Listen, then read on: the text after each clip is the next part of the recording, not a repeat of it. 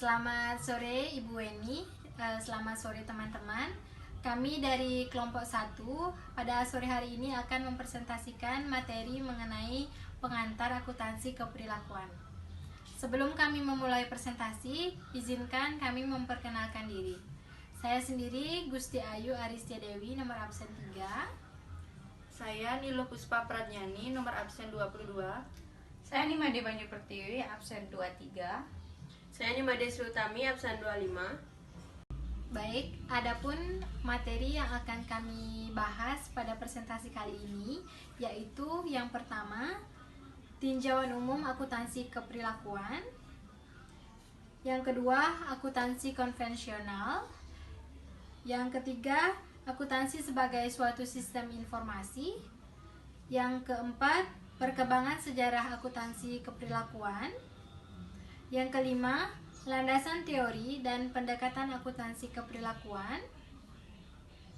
Yang keenam, dari pendekatan normatif ke pendekatan deskriptif. Dan yang ketujuh, dari pendekatan universal ke pendekatan kontingensi. Yang pertama, saya akan membawakan materi mengenai tinjauan umum akuntansi keprilakuan. Akuntansi merupakan suatu sistem untuk menghasilkan informasi keuangan yang digunakan oleh pemakainya dalam proses pengambilan keputusan bisnis. Tujuan informasi tersebut adalah memberikan petunjuk dalam memilih tindakan yang paling baik untuk mengalokasikan sumber daya yang langka pada aktivitas bisnis dan ekonomi. Motivasi dan perilaku dari pelaksana sistem informasi akuntansi menjadi aspek penting dari suatu sistem informasi akuntansi. Pihak pemakai laporan keuangan dapat dibagi menjadi dua kelompok, yaitu pemakai internal atau internal user dan pemakai eksternal atau external user. Yang kedua, saya akan membahas akuntansi konvensional. Akuntansi konvensional merupakan akuntansi sebagai suatu disiplin jasa yang mampu memberikan informasi yang relevan dan tepat waktu mengenai masalah keuangan perusahaan dan untuk membantu pemakai internal maupun eksternal dalam proses pengambilan keputusan ekonomi. Informasi keuangan melalui pelaporan keuangan sebagai hasil dari sistem informasi keuangan memiliki tujuan yang diantaranya yaitu 1.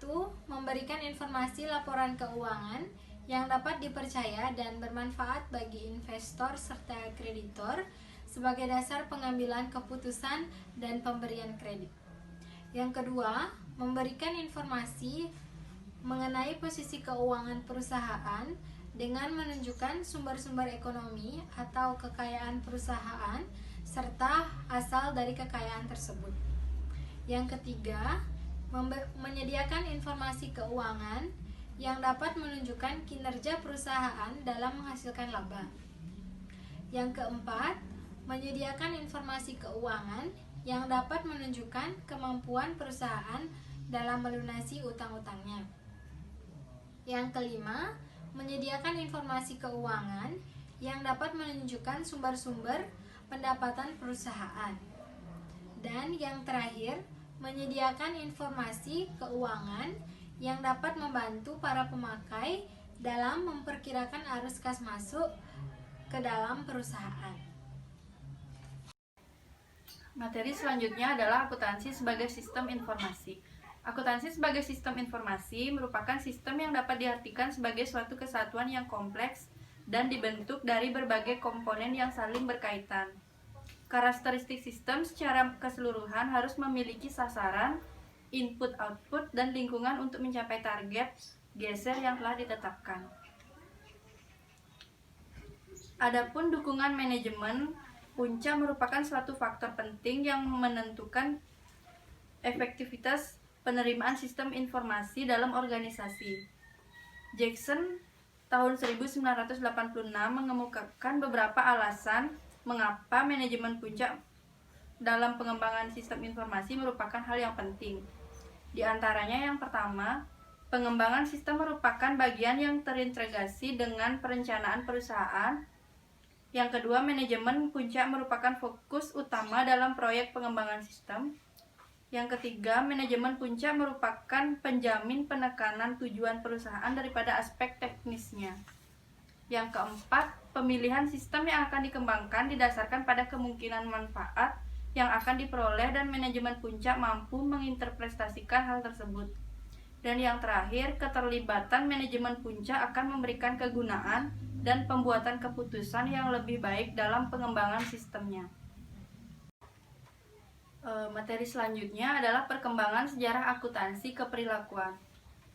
Paradigma riset perilaku yang dilakukan oleh Strady tahun 1960 dalam disertasinya telah menggali pengaruh anggaran motivasional dengan menggunakan suatu eksperimen analog. Selanjutnya disusul dengan karya Benson tahun 1963 dan serta Surkill dan Cooper tahun 1965 yang memfokuskan pada akuntansi manajerial dan pengaruh fungsi akuntansi pada perilaku. Riset ini berlanjut pada tahun 1970-an dengan suatu rangkaian studi oleh Mock dari tahun 1967 sampai 1973. Selanjutnya ada Berfile tahun 1972. Selanjutnya ada Meek dan Dickhart tahun 1978. Selanjutnya ada Ben Bassat dan Dekter tahun 1979.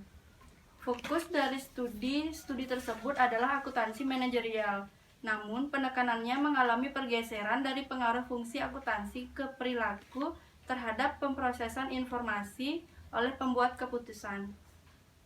Studi yang mempengaruhi bidang ini dilakukan oleh Aston tahun 1974 dan Libby tahun 1975 yang membantu membentuk suatu standar dalam desain eksperimental dan validitas internal untuk pertimbangan riset yang diikuti.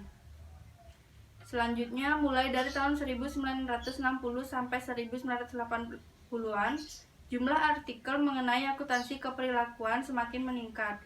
Artikel pertama menggambarkan mengenai akuntansi keperilakuan, sementara artikel selanjutnya membahas mengenai teori dan konsep pengetahuan keperilakuan dalam kaitannya dengan akuntansi, serta implikasinya bagi prinsip-prinsip akuntansi dan praktisnya.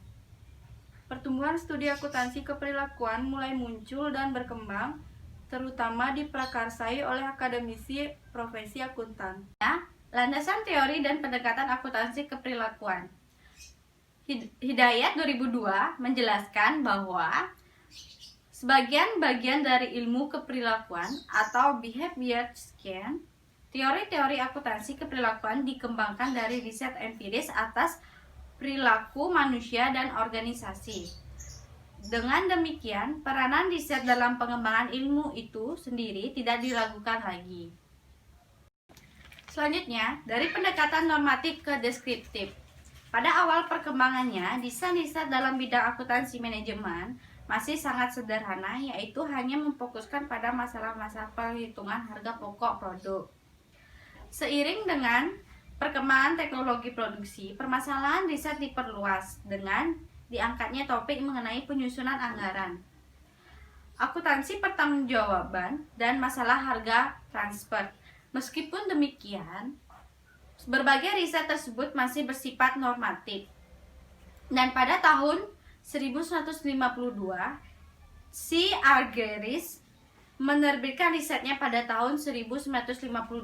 Desain riset akuntansi manajemen mengalami perkembangan yang signifikan dengan dimulainya usaha untuk menghubungkan desain sistem pengendalian manajemen suatu organisasi dengan keperilakuan manusia. Sejak saat itu, desain riset lebih bersifat deskriptif dan diharapkan lebih bisa menggambarkan kondisi nyata yang dihadapi oleh para perilaku organisasi. Materi selanjutnya ada dari pendekatan universal ke kontingensi. Riset akuntansi keperilakuan pada awalnya dirancang dengan pendekatan universal, seperti riset Hopwood tahun 1972 dan Outlet tahun 1978. Namun, karena pendekatan ini banyak memiliki kelemahan, maka muncul pendekatan lain yang disebut dengan pendekatan kontingensi. Dari berbagai riset yang menggunakan pendekatan kontingensi, dilakukan dengan tujuan mengidentifikasi berbagai variabel kontingensi yang mempengaruhi perancangan dan penggunaan sistem pengendalian manajemen. Secara ringkas, berbagai variabel kontingensi yang mempengaruhi desain sistem pengendalian manajemen adalah sebagai berikut. Yang pertama, ketidakpastian. Yang kedua, ada teknologi dan saling ketergantungan. Yang ketiga, ada industri, perusahaan, dan unit variabel. Yang keempat, ada strategi kompetitif. Dan yang kelima, ada faktor-faktor yang dapat diamati. Baik, sekian presentasi dari kelompok kami.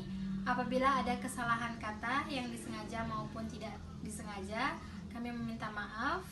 Terima kasih atas perhatian teman-teman semuanya. Kami ucapkan selamat malam.